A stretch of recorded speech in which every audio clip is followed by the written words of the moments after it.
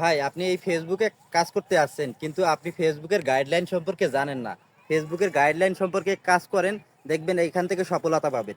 আর ফেসবুকের গাইডলাইন জানতে অবশ্যই আপনাকে একজন ভালো, যে ফেসবুক সম্পর্কে জানে বোঝে এবং সবসময় ফেসবুক নিয়ে পড়ে থাকে, এই ধরনের মানুষের কাছে যাবেন, তাদের সাথে পরিচিত হবেন, তাদের থেকে ভালোবাসা নেওয়ার চেষ্টা করুন। দেখেন, আপনাকে কিন্তু কেউ ভালোবাসা দিবে না। বড় যারা কন্টেন্ট ক্রিয়েটার আছে, তারা কিন্তু আপনাকে ভালোবাসা দিবে না। তাদের ভালোবাসাটা হচ্ছে আপনাকে উপদেশমূলক ভালোবাসা দিবে। আপনার তাদের ভিডিওর মাঝে থাকবে নতুনদের নিয়ে কথা বলা, সেই কথাগুলো আপনারা মেনে চলবেন। তারা কিন্তু ভাই আপনার ভিডিওতে এসে কমেন্ট করবে না, যে প্রতিনিয়ত ভিডিওতে এসে বলবে না যে ভাই আপনার ভিডিওটা সুন্দর হয়েছে, ভিডিও কোয়ালিটি অনেক সুন্দর হয়েছে। তো এই সব মানুষের, আমরা যারা ভাবি যে নতুন বড় কন্টেন্ট ক্রিয়েটাররা আমাদেরকে ভালোবাসা দেয় না, আমার ভিডিওগুলো দেখে না, আমার ভিডিওতে কমেন্ট করে না, আসলে এটা ভুল ভাই। আপনাকে তাদেরকে ভাবতে হবে, তাদের গাইডলাইনগুলো আপনাকে নিতে হবে। ভালোবাসা বিভিন্ন প্রকার হয়। আপনি যদি মনে করেন যে তারা আমার ভিডিওতে এসে কমেন্ট করবে, আমার ভিডিওতে এসে লাইক কমেন্ট করবে, আসলে এটা হবে না। ঠিক আছে?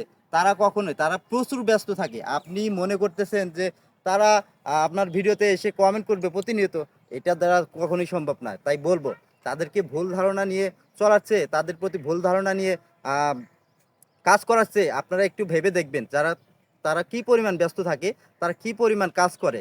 আসলে একটা কন্টেন্ট ক্রিয়েটর কখনোই চায় না যে তাদের ভিডিওগুলো দেখেন। অনেক বড় বড় কন্টেন্ট ক্রিয়েটর আছে, তারা কিন্তু প্রতিনিয়ত অন্যের ভিডিও দেখেন।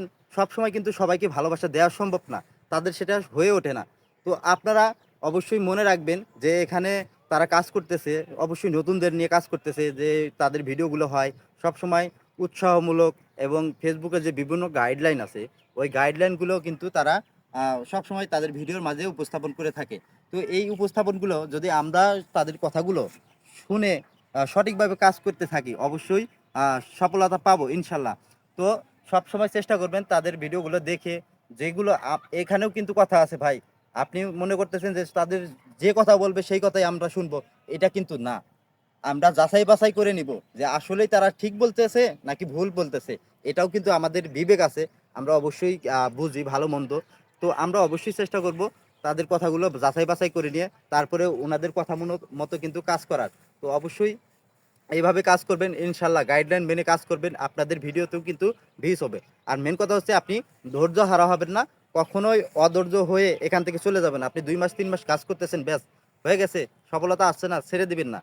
আপনি 6 মাস, 1 মাস, 1 বছর ট্রাই করেন, দেখবেন আপনার ভিডিওতে কিন্তু ভিউজ আসবে। আমি বলে গ্যারান্টি দিচ্ছি আপনার ভিডিওতে ভিউজ আসবে, যদি আপনি টাইম মেনটেন করে ভিডিওগুলো আপলোড করেন নিয়মিত।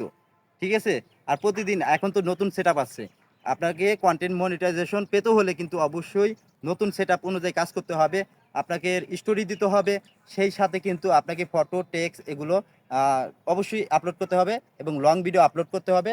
আশা করি ভিডিওটা ভালো লাগছে। আর ভিডিওটা যদি ভালো লাগে, অবশ্যই আপনারা শেয়ার করে দিবেন, যেন নতুনরাও কিন্তু এখান থেকে শিখতে পারে। ধন্যবাদ।